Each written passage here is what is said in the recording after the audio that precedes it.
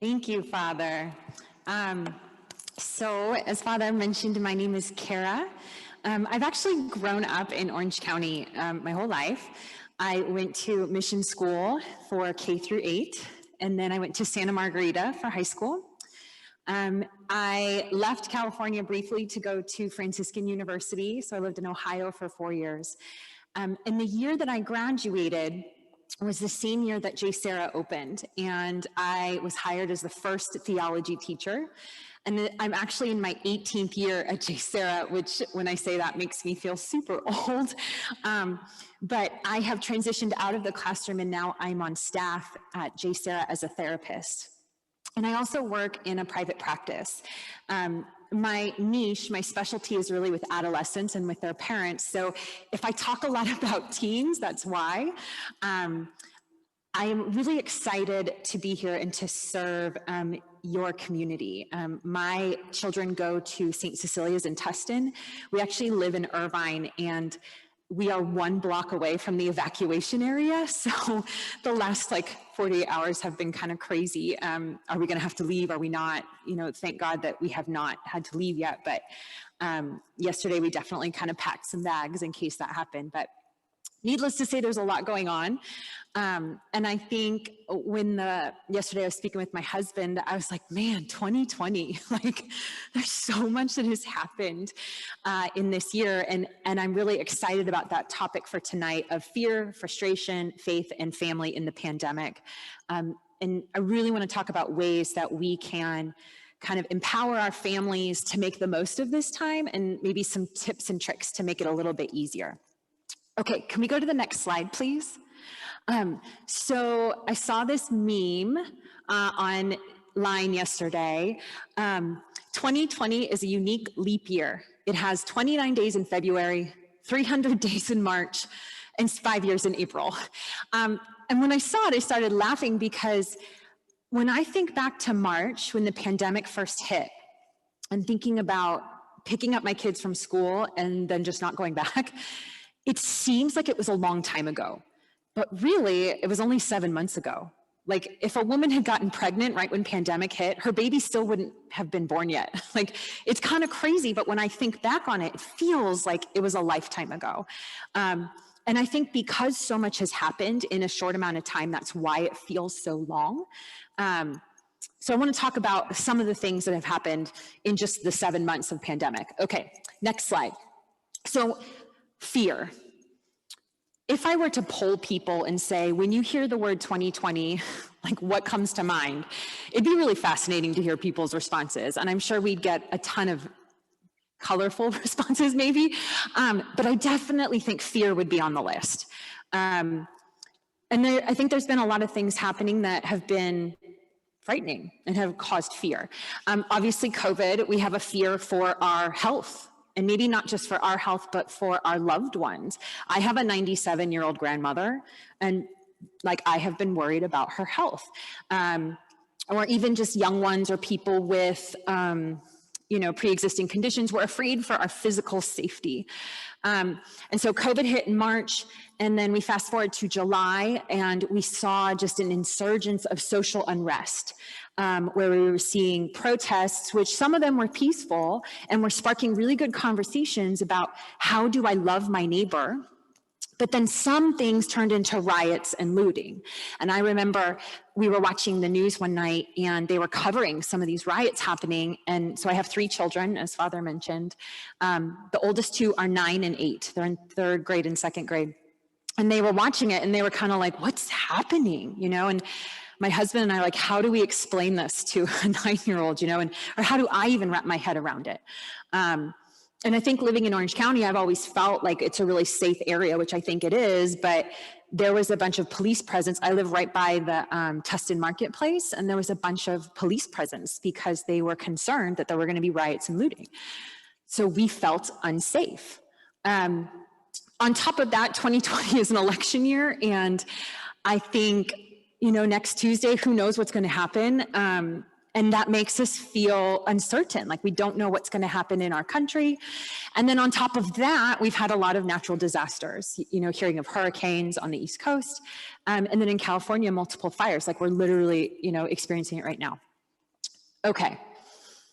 All of these things make us feel unsafe. Why is fear our natural response during this time? So on the right-hand side, you'll notice there's a pyramid. This was created by a very famous psychologist. I cannot recall his first name right now, but his last name is Maslow. It's called Maslow's hierarchy of needs. And Maslow's theory was this: every human being has certain needs that have to be met in order for them to flourish in life. And if you look at the bottom two, they're kind of dark. I should have picked lighter colors. I'm sorry about that. But the bottom one is going to be physiological needs. So things like food, water, sleep, just the basic things we need for our bodies to thrive. And the one above that is safety needs. And safety needs are, that I'm protected, right, from harm, from abuse, from things like that, things that are going to hurt me. If you do not have the bottom layers, it will be very difficult to reach the upper levels, if not impossible in certain situations, okay?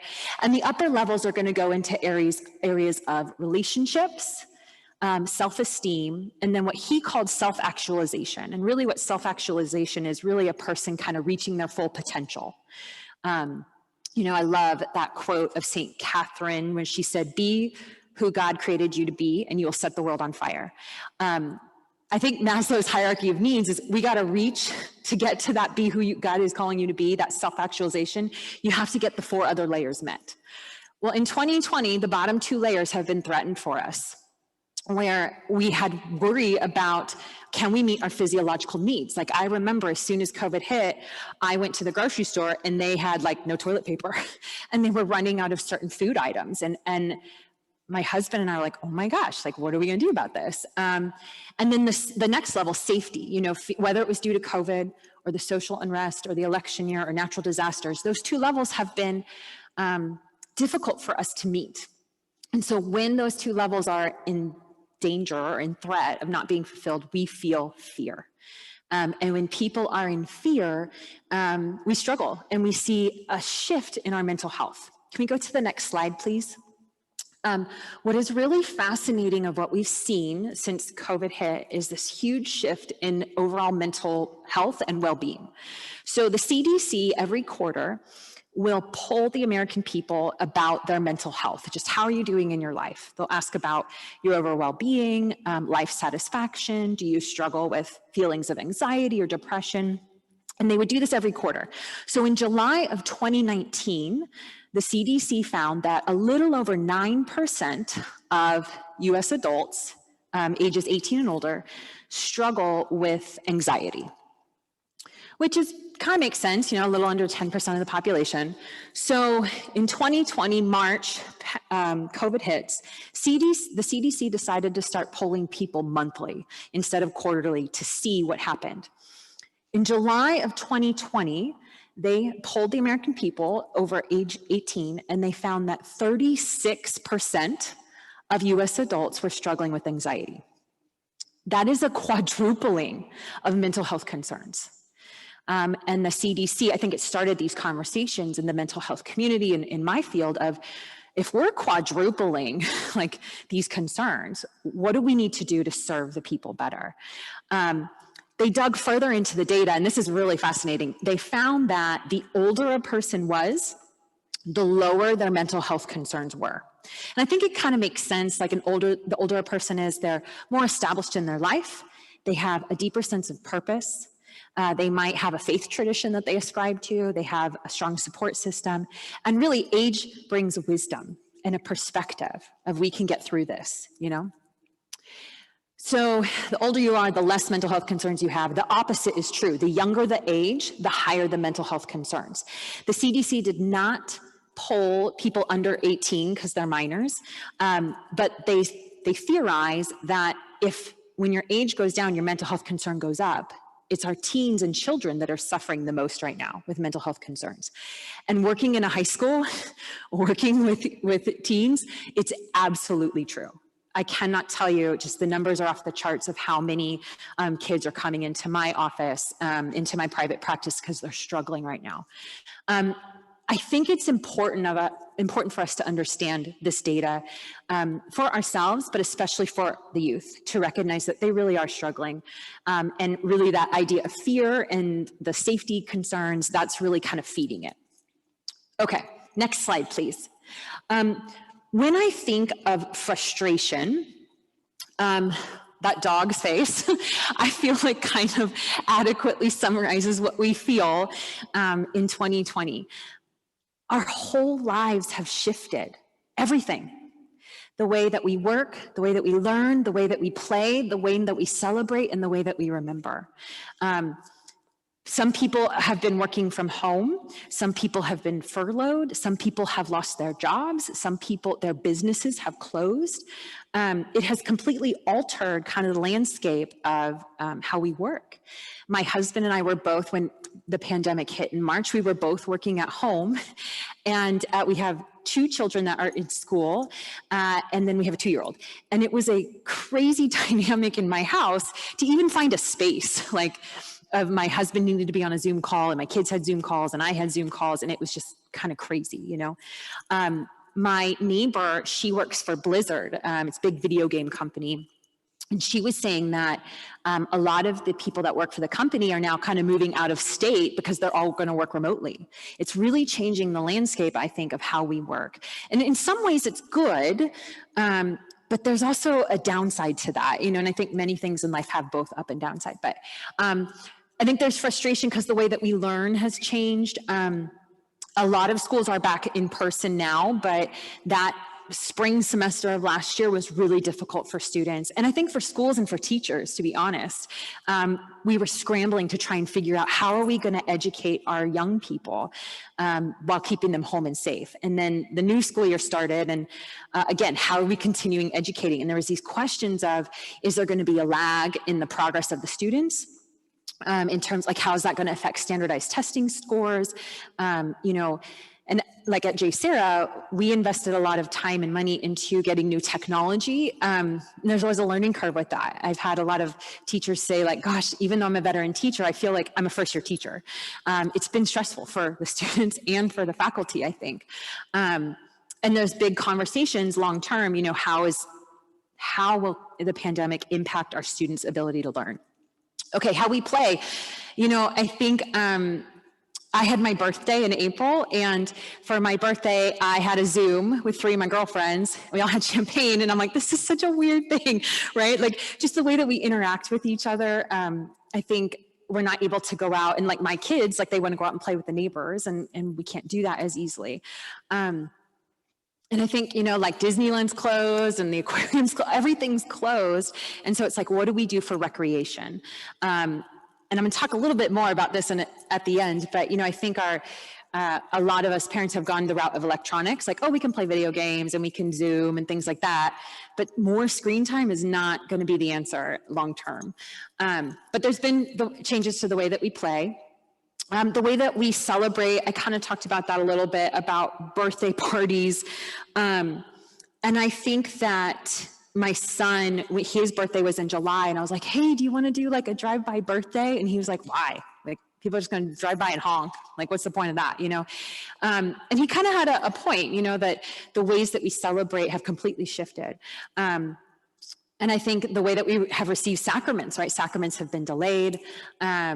And I think that has put a lot of frustration on us. And then remember, a lot of people have passed away during this time. And it's been really difficult when we want to remember their lives and memorialize them. My husband's grandmother passed away in May. And she was very devout, very Catholic. She would have wanted a big Catholic funeral. And it was really hard for the family because we weren't able to do that. And it hurts. I think, you know, we want to celebrate, we want to remember, we want to play, we want to learn, we want to work, and we are kind of confined. And yes, we want to keep people safe and healthy, and we need to do that, but it's this is another way it's impacting our mental health, that we're not able to rely on that social support system that we usually have. And that is very frustrating. I think adolescents, honestly, in terms of the frustration, and children, I think they experience it more than us as adults.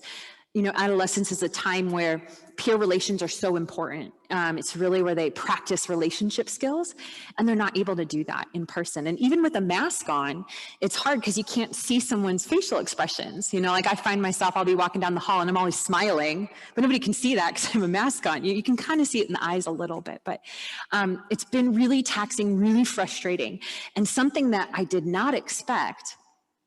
So a lot of adolescents have been coming into my office now that we're back in school. We were home for so long, it's almost like their social skills went into atrophy. Like if you're working out a lot and then you stop working out and your muscles, they kind of deteriorate. It's almost like their social skills have deteriorated. They're like, I don't know how to initiate a conversation with someone. Or I was talking with a girl today. She's like, I really want to be this person's friend, but how do I do that?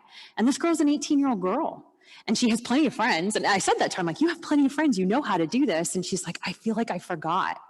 So it's really, I think it's going to be interesting as things start to reopen and we see more ability to socialize, how many people's social skills have kind of gone into atrophy. Okay, next slide. So fear, frustration, family. Okay, so I have seen the pandemic hit families in one of two ways. For some families, the pandemic has actually been really good because I believe, and this will probably be an unpopular opinion in Orange County, I believe our families are way overscheduled, and it is not good. It is not good for our families, and it's not good for our kids. They have way too much on their plates. Just last week, I was speaking with a couple girls who, they're juniors. Junior year is a tough year. They play a sport for the school. They also play club level sport. And then one of them also had a job. Plus she has her family and she has her social life. That is entirely too much stuff for a 16-year-old girl to try and do it all, and to do it all well. I believe that the pandemic was really helpful for families to hit the pause button and kind of reconnect and say, what does our family need? What are our values? What do we want to invest our time in? How do we want to spend our time? I know for my family, my husband and I, it really gave us this opportunity because my husband and I both work, our kids are in school, we have Little League, we have gymnastics, we have chess club. I mean, just you add all these things up and it's like you're driving around all the time. And we had time to sit down for family dinners. Or like on the weekends, we're getting up super early to go to the baseball game. And is that good? So for some families, I think the pandemic was really good because it forced us to stop and breathe and reconnect and have really great conversations about what are our foundations, what are our values. And as things start to reopen, I hope that we continue those conversations and say, maybe we can take one thing off our plate to make sure that we're connecting as a family, because the family is just such an important unit. The other way I've seen it go for families is my neighbor is a lawyer, and he said that his business has doubled in terms of people seeking divorces. And my colleagues who work with couples, I've heard my business has doubled because people are struggling. And it makes sense if you think about it, because the pandemic also forced us to spend all this time together. I've never spent that much uninterrupted time with my husband ever because we were always working or, life. But we were with each other and it could lead to conflict, whether it was marital conflict, or I heard a lot of adolescents saying, I'm struggling being home all the time. Maybe they have a difficult relationship with their parent. And for some kids, they really struggled to connect with their parents, or maybe they had issues with their siblings.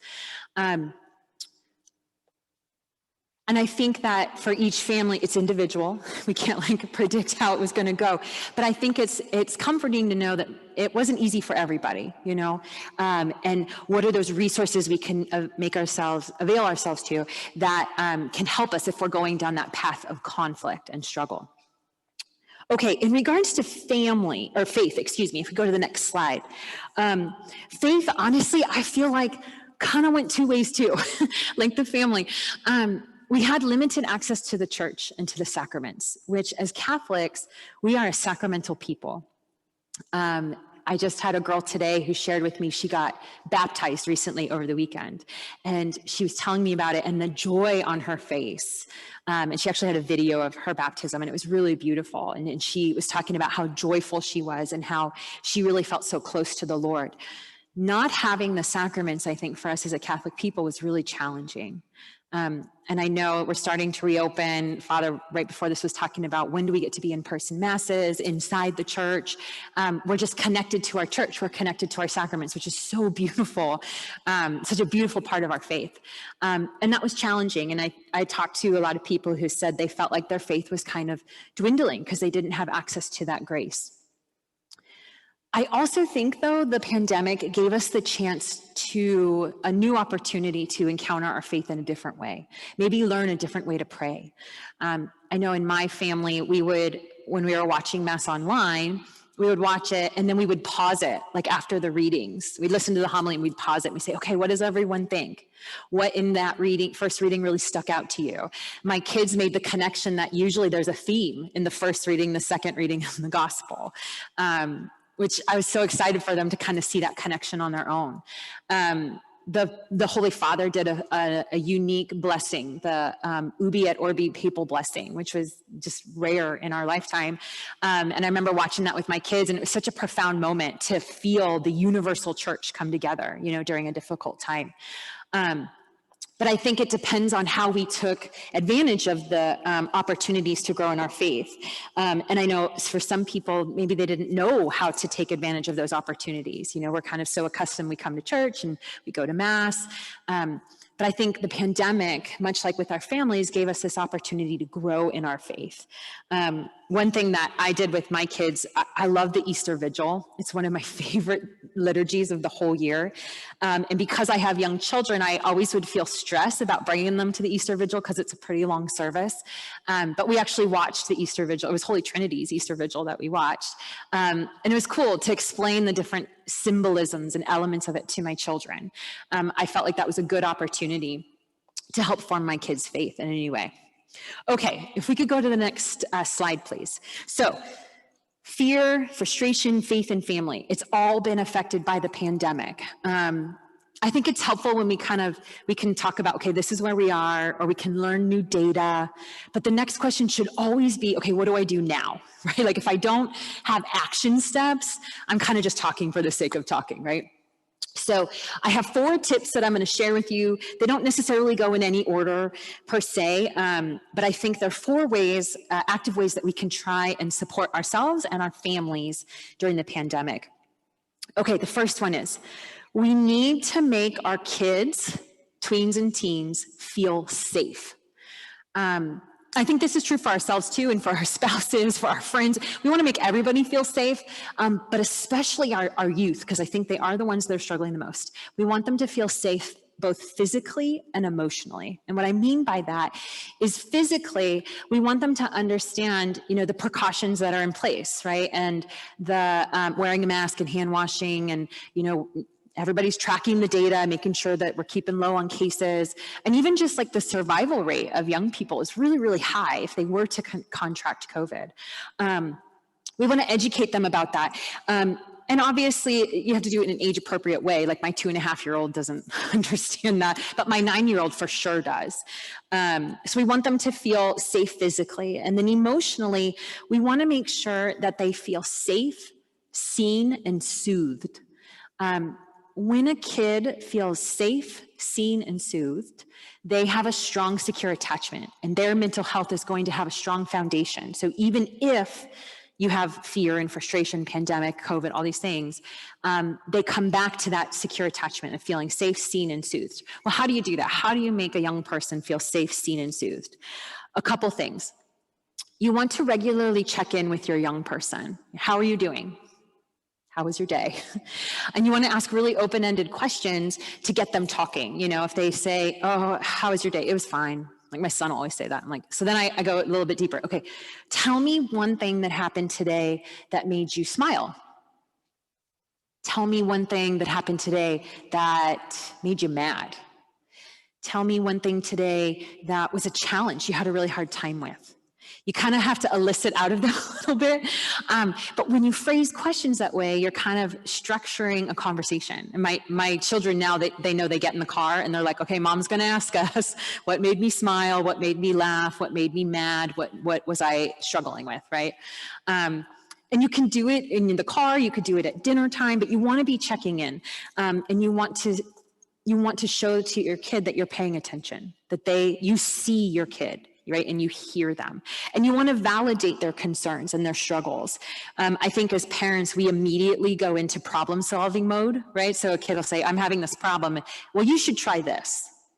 And we should help them problem solve, but there's a really important step in between like hearing and problem solving. We need to validate their struggles. Because when I say, gosh, that sounds like it's really hard for you, that sends the message, I hear you, I see you.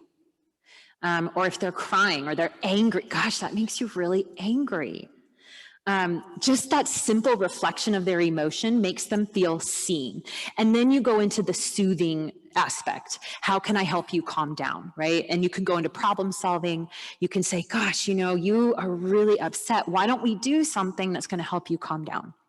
So for example, one night, so my family, we every night pray as a family, and we each go around and we say our intentions. One funny story, so when the pandemic hit, every night my daughter would pray for the people who have COVID and for COVID to go away. And my 2.5-year-old, he would listen to it, and sometimes we would say, hey, Max, his name's Max, what do you want to pray for? And he would say, people go away. Like he kind of put my daughter's 2 intentions for people who have COVID and COVID to go away. And he would like put them together, people go away. The first time I heard it, I was like, what? And then my daughter spoke and I'm, okay, there we go. But one night we were praying and my daughter was really quiet and she was really sullen, and my daughter is like a chatterbox. So I was like, okay, something's going on. So I brought her into my bedroom. I said, hey, Maddie, what's going on? And she just burst into tears. And I was like, oh my gosh. So, I kind of held her in my lap. I just let her cry. And I said, okay, Maddie, what's going on? And she said, Mom, in her like 8-year-old language, Mom, I'm just tired of COVID. I miss my friends. I miss school. And I want it to go away. It's never going to go away. I feel like it's never going to go away. My life is never going to be normal. And my heart broke for her. And just seeing that raw emotion. So oh gosh, Maddie, I'm really sad about that too. So validate the feeling, right? And I said to her, gosh, Maddie, what could we do to kind of, contain our emotion, kind of calm down and bring that to Jesus? And so I used this image of a box. I was like, Maddie, in your mind, picture a box. Like, what would your box look like? And she's like, oh, it's purple and it's glittery and it has unicorns on it. Okay, good, Maddie. I said, put all your fears, like all your worries, your sadness, put it in the box.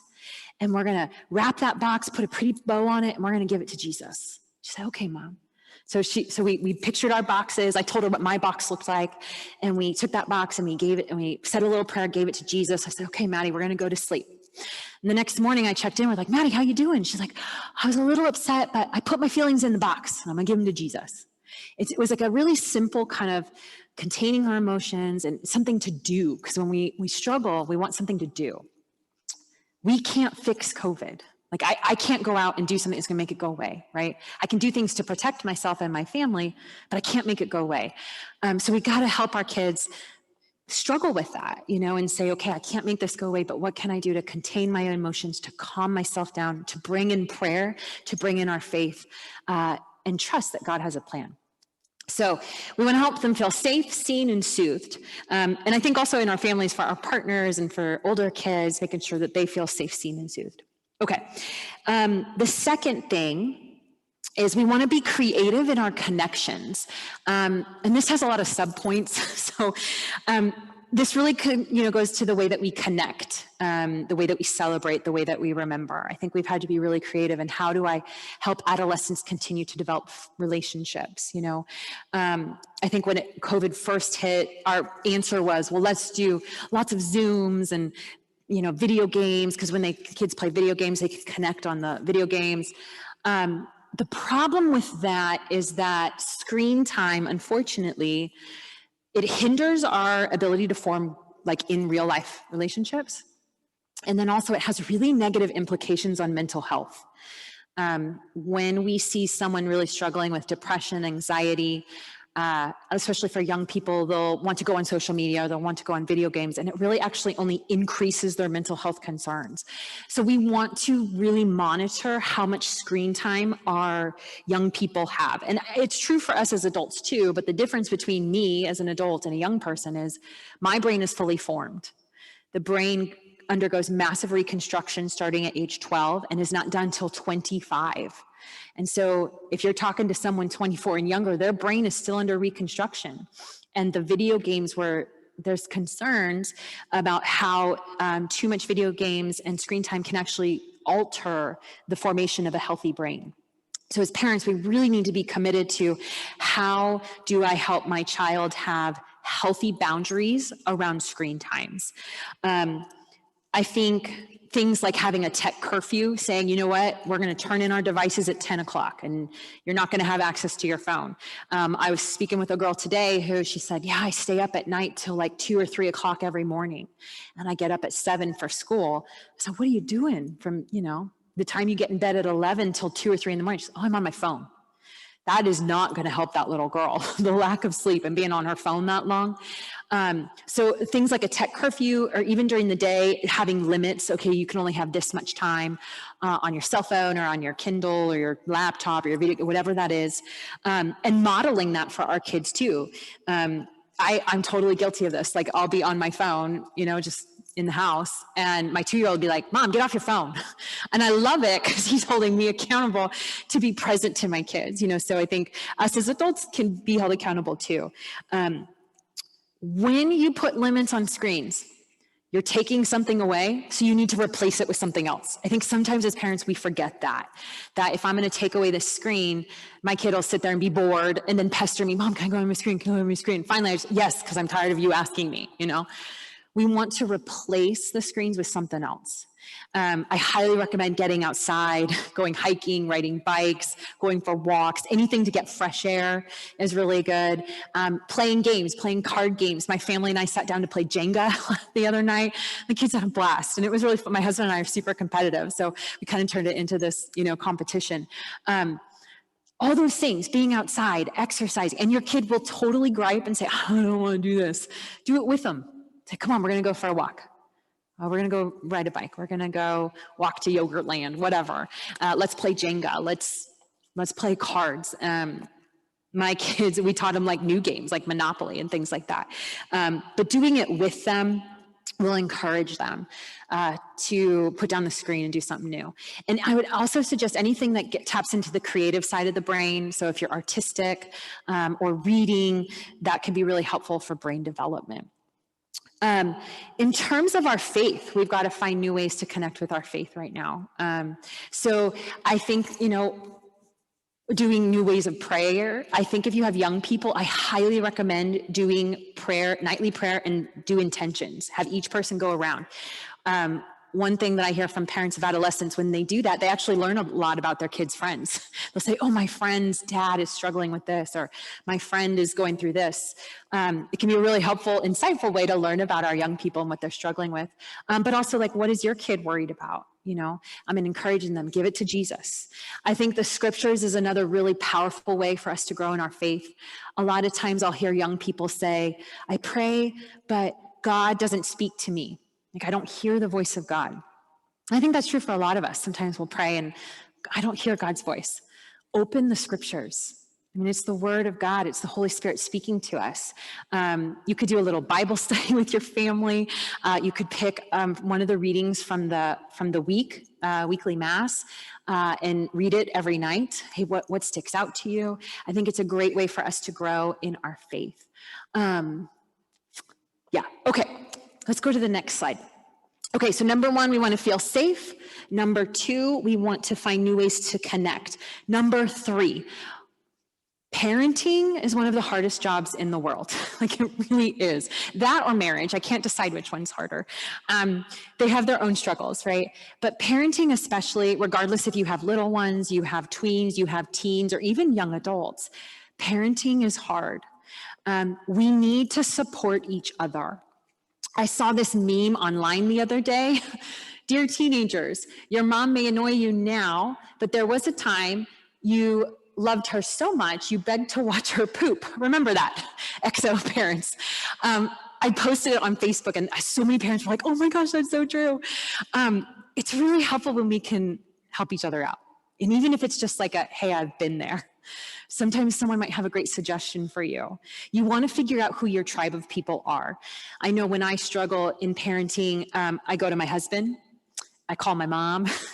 I have a couple friends. We're in a group chat. I'll send off a text, like literally right before I walked in the door here. I'm like, hey, I'm going to go give a talk. Pray for me. And then also I think online, virtually, there's a lot of, if you're on Facebook, there's a lot of parenting groups out there. I actually just started one, if you want to join it. It's called Raising Resilient Adolescents into Faithful Adults. And I put up resources there for parents and funny memes like this, because we're kind of all in it together. We need our tribe. And especially during 2020, during pandemic, when there's fear and frustration, knowing that we're not alone in it is so, so helpful. Okay, last slide, or next slide, excuse me. So we want to make sure we feel safe, seen, and soothed, number one. Number two, creative in our connections. Number three, develop your tribe of support. And number four, and I think this one is really, really important, we want to hold on to hope. The mark of a Christian is that we have hope, that we know that we have a God that walks with us, that never leaves us alone, that we have an eternal destination in heaven. That's our final home. We have to rely on that. The power of mindset. It is amazing how much our thoughts control our feelings, which affects our behaviors. If I, in 2020, would sit in my fear and my frustration and say, everything is bad, this is going to be so terrible, my feelings, I would be afraid, I might feel frozen, I might have increased anxiety, I might have increased depression, would then affect my behaviors. My marriage would suffer, my ability to parent, my work would suffer. On the contrary, if I were to hold on to hope, to say, gosh, this is hard, but I know that I'm not alone. I know that God has a plan. I know that God is walking with me. That will result in feelings of hopefulness and joy. I could find a place of peace and contentment and confidence, and that will make my marriage stronger. That will make my parenting stronger. That will make my work better and more effective. The scripture quote is from Exodus. And over the summer, in my prayer, it kept coming up to me. It is from when the Israelite people were in slavery in Egypt, and Moses was going to lead them to the promised land. And the people were standing on the shores of the Red Sea, and they knew that they had to cross the Red Sea, and they started to freak out. They're like, oh my gosh, what are we going to do? And the Egyptians were going to pursue them, and the people were in chaos. And Moses said to them, the Lord will fight for you. You only have to be still. And that scripture quote, I read it over the summer. It's just kind of been rolling in my head the last few months. I feel like 2020, the fear, the frustration, the negative effects, the Lord wants to fight for us. And he's calling us to trust in that and to be still and allow him to fight for us, to give us the grace that we need, to hold on to hope and say, you know what, this is tough, but we're not alone and God is with us. Sometimes it's hard to have hope. Sometimes we need to borrow hope from people. And sometimes we need to share the hope with someone who's struggling. And that's something I love about our church, about our community, is that we're here for each other. To say, when I'm struggling, my husband, my friends will say, it's going to be okay, Cara, like, you got this, God is with you. And then when my husband's struggling, or my family, my friends, I can share that with them. We want to hold on to hope. Okay, next slide. So 4 tips: feel safe, seen, and soothed, creative in your connections, find your tribe of support, and 4, hold on to hope. If you ever want to get in contact with me, there's my email address. You could also find me on Facebook, Cara Morales. My Facebook group is up there too. If you want to join it, you can access me there.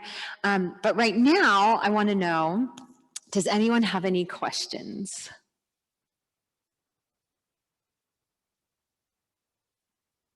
Take a sip of water.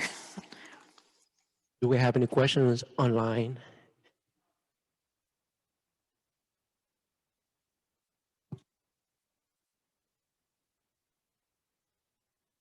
You have a question? Ooh. Great question. So what about the role of grandparents? You know, there's a lot of data out there that suggests having access to extended family members that in multi-generational model of a family is really powerful for our young people. One, I think that level of wisdom that grandparents can offer is really helpful. I think for the kids, their grandkids, but also for their own kids, for the parents. I think as grandparents, I would say the same exact thing, you know, helping your grandkids and your adult children feel safe, seen, and soothed, to connect with them in whatever ways, even if it's long distance. Like I know a lot of people have families that live out of state. I think modern technology is so helpful with FaceTime, Zoom, to regularly have contact with your grandkids. And then I think building your own tribe of grandparents, and especially if you do have family that lives far away, because that is hard. And I think offering that hope. I know my kids are very close with their grandparents and they treasure that relationship. And I'm so grateful for that connection. I think it was last week, I picked my kids up from school on a day I usually don't. And my kids got in the car and they're like, "Where's Nana?" Like, "I don't want you, Mom. I want my grandparent." I encourage you to nurture those relationships because I think they are so vital to healthy formation and success of our young people. Great question. Any other questions?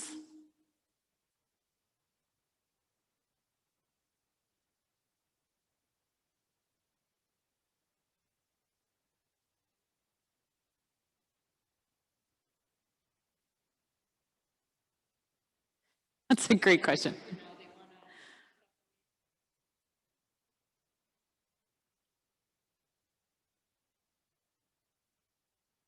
Mm-hmm. Yeah. So the question is, how much do you force family time with an adolescent? Such a good question.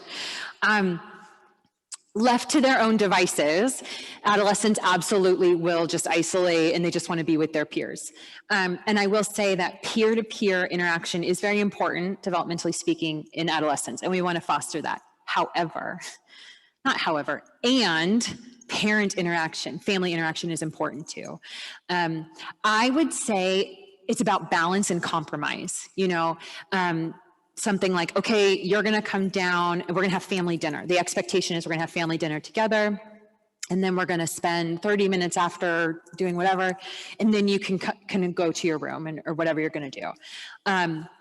I think it's not unreasonable to have daily expectations of family interaction.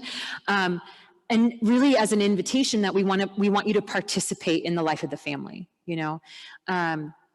And I think even if they are sulky and kind of balking at it, like I remember being an adolescent and my parents having, "Oh, we're going to do a game night, or we're going to pray the rosary together," you know, and I would sulk about it. They'd still expect me to show up. Like even if they're sulky, they're present and they're listening more than we might realize sometimes, you know.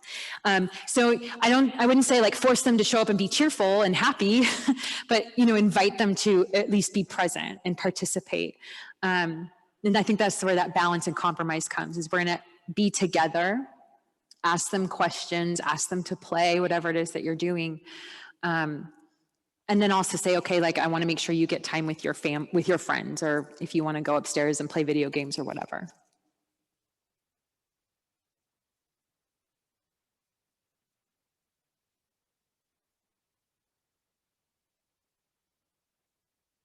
Yeah.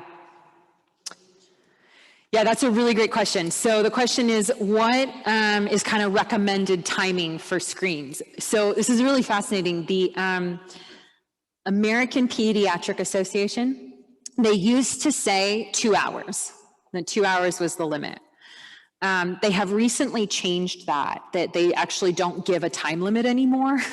I think part of that is so much of our world is uses screens, uses computers, right? And so like if you think right now with virtual learning, or back in March, nobody was on their screen for only 2 hours a day because they were on Zoom calls. And then if they also had a cell phone, and then if they also had video games, right? So I was kind of bummed when the APA changed their requirement, because I felt like it almost kind of opened the door of like, you could just be on your screens all day long, you know? So what I will say is there's this very brave researcher. Her name is Jean Twenge, Twenge. She has done a ton of research about social media, and she has actually figured down to the minute how much social media an adolescent can consume and not have negative effects of anxiety and depression. And the answer is 40 minutes. An adolescent should not be on social media more than 40 minutes a day. If you go over the 40-minute mark, that's where we see an increase of mental health concerns, specifically depression and anxiety. So 40 minutes, I think, a day is probably a good marker. I think any time that the screens are gonna inhibit getting homework done, family time, it's gonna infringe upon whatever duties they need to focus on. I would limit video games in terms of weekend versus weekday. You know, like weekday, you can't have video games till your homework is done. And I would say no more than an hour a day during the weekdays. And then maybe the weekends, don't make it a free-for-all because they could just spend all weekend on it. You know, maybe say 2 hours or 3 hours. I'd say no more than 3 hours. I would really limit it a lot. Just again, because their brain is being developed, the ability to form in-person, real-life relationships can be hindered. And unfortunately, there is kind of a dark underbelly of social media and video games that we're seeing that I think as parents, we need to be educated on and really aware of. And so the more time they're on them, the more that they could fall, you know, kind of victim to those dark influences.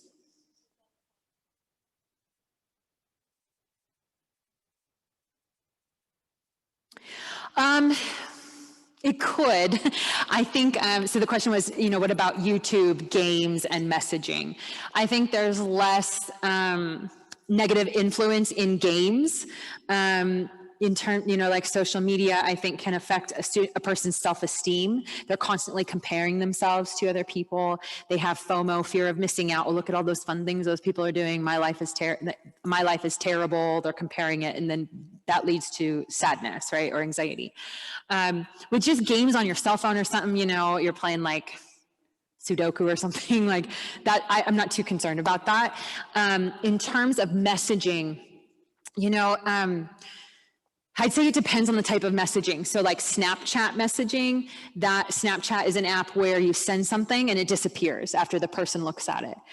That is just asking for trouble, honestly. I have not heard many stories where Snapchat was good. I hear lots of stories how Snapchat is dangerous. And people, it's kind of a breeding ground for sending inappropriate things. So I think there's a difference between messaging on Snapchat versus messaging, just iMessaging or text messaging, you know, and really who are they spending so much time messaging? I personally, I would lump it all together. I say screen time is screen time, whether it's on a cell phone, it's on YouTube, it's on social media, it's on video games, and say, you know, we're going to limit it to 1 to 2 hours a day on the weekdays and, you know, 2 to 3 hours on the weekends. Because we also want to take into account if they are using their computers for school, like that's additional screen time. And then they also might be watching TV, right? Watching Netflix and Hulu. So our teens are on their screens like 8-9 hours a day. Any way we can diminish that, I think is only going to be beneficial for their brains. Okay.